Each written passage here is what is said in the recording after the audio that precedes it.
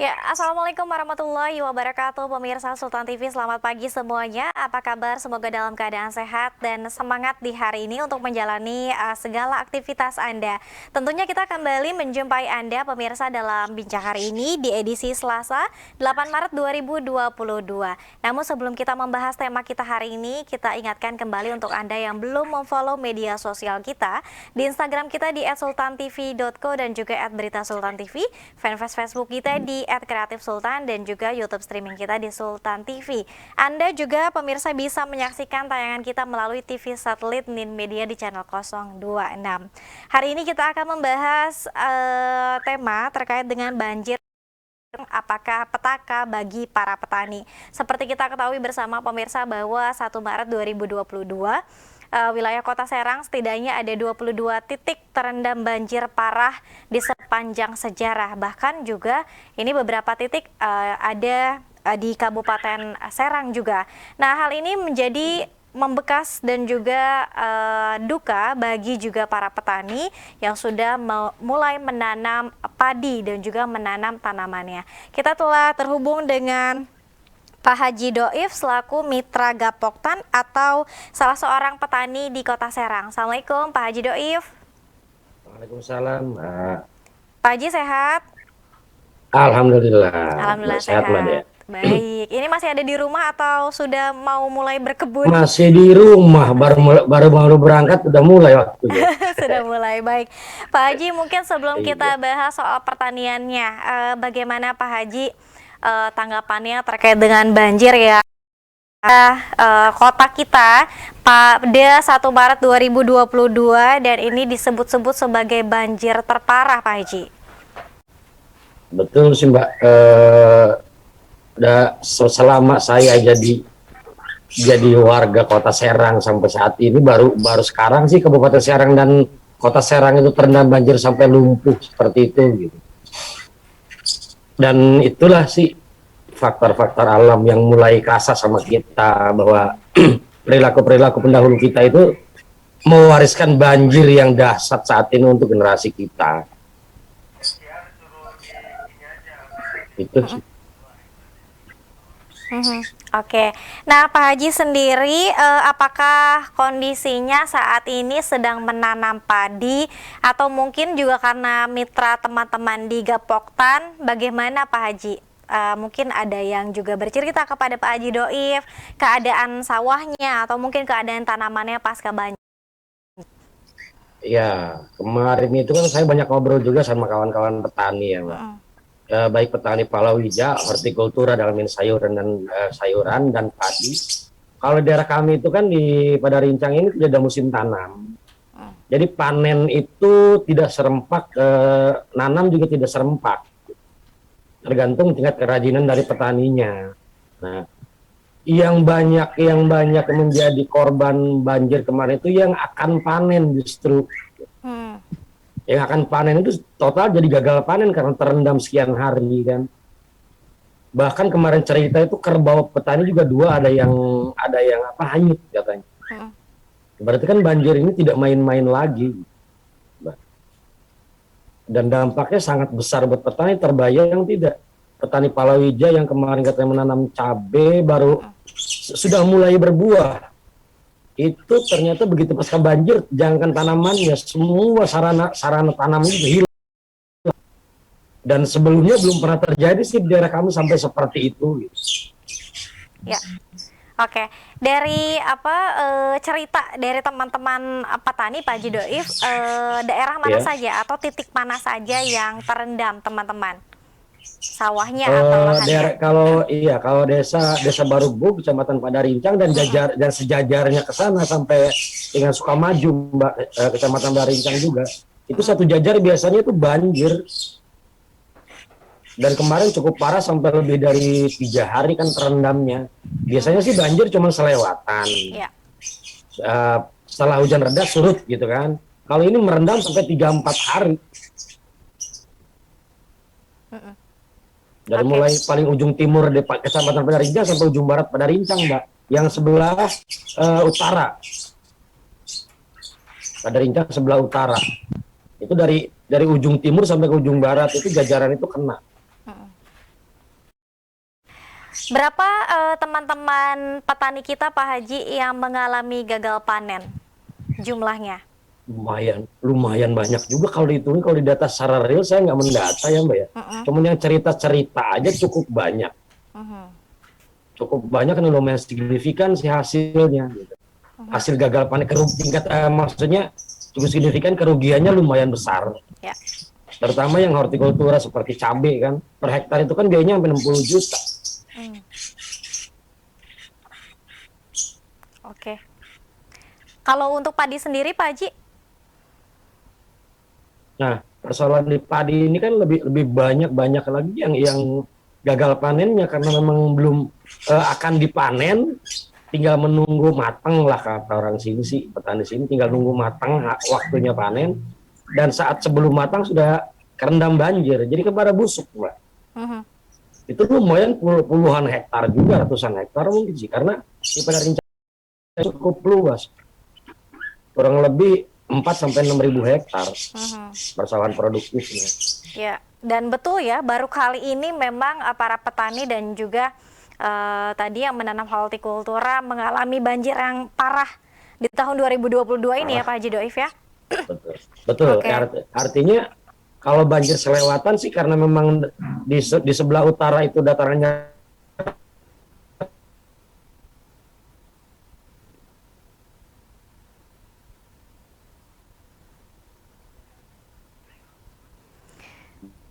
gitu kan, setiapnya gitu Mbak. Oke. Ini terparah pokoknya ya. Ya. Pak Haji, bagaimana kemudian keadaan teman-teman petani kita saat ini sawah dan juga perkebunannya pasca banjir? Iya, luluh lantak sih. Termasuk tadi perkakasnya artinya, juga ya Pak Haji ya? Kenapa Mbak? Termasuk tadi perkakas untuk berkebun dan juga tanamnya juga ini ikut hanyut. Betul, sama saung-saungnya ya. Ya. Sama saung-saungnya, tanaman yang sudah berbuah seperti cabai yang siap panen itu mulsa sampai tanamannya hilang semua aja. Total hilang. Artinya petani harus menanam ulang kan gitu. Dan persoalannya menanam ulang ini kan butuh pupuk. Nah, pupuk itu sekarang mendapatkannya itu sulit banget karena ada jumlah kuota. Jadi per tahun itu petani itu memiliki kuota pupuk tersendiri jumlahnya. Dan di saat ada kejadian alam seperti ini, kan petani akan menanam ulang. Persoalannya dapat pupuknya dari mana tuh nanti petani? Itu juga kan harus kita perhitungkan juga gitu, Mbak. Ya.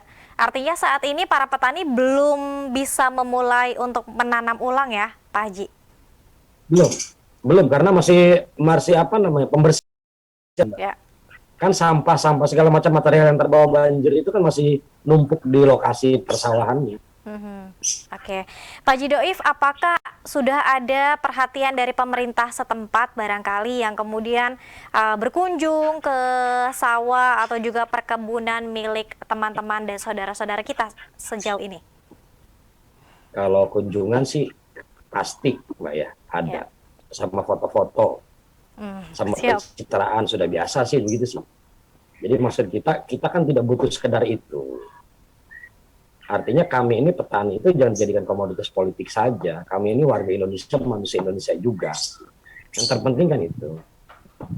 Fasilitasi sih kemudahan untuk petani itu. Seperti sekarang kan, untuk mendapatkan sarana produksi pertanian itu sulit banget, Mbak. Aturannya gila banget. Nah, ini hal-hal yang seperti ini yang seharusnya menjadi perhatian, bukan kalau ada bencana banjir, ada perhatian baru datang foto itu kok. Yeah. Tapi kita butuh segala kemudahan dari pemerintah untuk supaya supaya petani ini tetap bisa berproduksi, karena petani itu gini loh Mbak, mereka tuh sebenarnya minim sekali menerima manfaat dari negara ya, hanya satu-satunya itu pupuk subsidi itu gitu. Tetapi mereka ini tetap produktif banget dan tidak mengenal lelah. Jadi yang diperlukan itu sebetulnya tidak ada perhatian belum saat ini. Ya udah pasti mereka senang banget kalau ada bencana soalnya. Mereka senang banget kalau ada bencana kan, kunjungan, foto-foto, kepedulian, bla bla bla. Ya kami butuhkan sebetulnya bukan hal seperti itu. Ya. Lalu selain mungkin kunjungan yang sudah dilakukan pemerintah setempat, Pak Haji Doif, apakah sudah ada juga bentuk bantuan nyata, real yang diberikan pemerintah setempat untuk para petani? Ya seperti bantuannya itu pada bantuan pada umumnya lah kayak gitu. Sembako segala macam. Jadi kami bilang kan kami itu tidak cukup itu sebetulnya dan tidak butuh itu. Yang dibutuhkan itu gimana caranya supaya jangan banjir lagi gitu kan gitu loh. Gimana caranya petani mudah mendapatkan sarana produksi pertaniannya. Yang dibutuhkan kami kan jangka panjangnya kan itu. Kemudian ada bencana mereka datang bawa sembako cukup selesai sudah nggak seperti itu juga, artinya gini korelasinya dengan keutuhan lingkungan di daerah kami kan nantinya gitu Pak. Jadi ke daerah kami yang daerah pertanian itu kan cenderung menggunakan air dan aliran airnya cukup dan alam sebetulnya sudah menyeimbangkan kan antara resapan dengan air yang keluar untuk kebutuhan lahan. Tapi persoalannya kemudian campur tangan manusianya terlalu besar di sini gitu. Yang seharusnya pemerintah perhatikan itu dan kami inginkan itu bukan perhatian karena kunjungan sembako itu kami nggak butuh itu kok gitu. Yang butuh itu keamanan dan kenyamanan kami bertani ke depannya, pemerintah apa pertanggungjawabannya kan begitu yang lebih penting itu. Karena kan pemerintah tidak selalu bisa membantu atau siapapun tidak selalu bisa membantu. Itu sih yang lebih penting menurut saya. Ya. Lapangan saat ini adalah itu. Baik, dan Pak Haji Doif mungkin bisa dijelaskan juga sebelumnya juga para petani di Padarincang khususnya ini tidak pernah mengalami permasalahan perairan, Pak Haji, sejauh ini sebetulnya. Atau seperti apa? Alhamdulillah Padarincang itu Mbak, panen 1 tahun itu 12 bulan, bisa 3 kali panen, 14 bulan. Itu bisa 3 kali panen. Artinya air kan tidak aja persoalan air. Dan petani Padarincang kan produktif banget kan. Yang belum itu adalah membina kemampuan manajerial skillnya petani itu produktif dan mengerti tani itu dengan tata cara usaha tani, bukan cuma bertani. Karena kalau sudah kita bicara tentang tata usaha tani, petani akan berhitung berapa biaya yang harus dikeluarkan, target produksi kan seperti itu gitu. Tapi kalau kita ajarin cara bertani saja, mereka jagonya, nggak usah diajarin. Yang perlu dibina itu ialah itu sih, yang menurut yang saya temukan di lapangan, kemampuan manage-nya atau manajer skill harus dibina sebetulnya. Dan itu butuh banget campur tangan pemerintah untuk hal itu. Ya, padahal komoditas pertanian kita juga ini sangat menjanjikan dan peluangnya cukup besar ya Pak Haji Doif. Kalau menurut kondisi sekarang itu kan luar biasa besar, potensial banget ya Mbak. Secara ekonomis baik maupun secara income petani, karena yang kita harus sadari kan pertumbuhan penduduk itu berbanding terbalik pertanian, betul nggak? Ya. Semakin banyak penduduk kan semakin sempit lahan pertanian. Artinya potensi marketnya semakin besar dong harusnya. Dan petani harus selalu diuntungkan dong. Kalau secara matematisnya kan seperti itu kalau kita ke polanya. Tetapi kan faktanya tidak. Nah, persoalannya seperti ini seharusnya turut campur pemerintah secara signifikan itu bahwa bertani itu sesuatu yang menjanjikan loh gitu. Sesuatu yang potensial loh untuk mengurangi urban juga kan sebetulnya jika pemerintah mampu meyakinkan itu. Ya, oke, Pak Haji Doif, nanti kita akan kembali. Kita harus jeda terlebih dahulu. Saya juga ingin bertanya nanti kepada Pak Haji Doif, apakah sejauh ini sudah ada pembinaan juga yang dilakukan terhadap para petani, khususnya mungkin yang ada di wilayah Pak Haji Doif berada begitu ya. Dan pemirsa tetap bersama kami dalam bincang.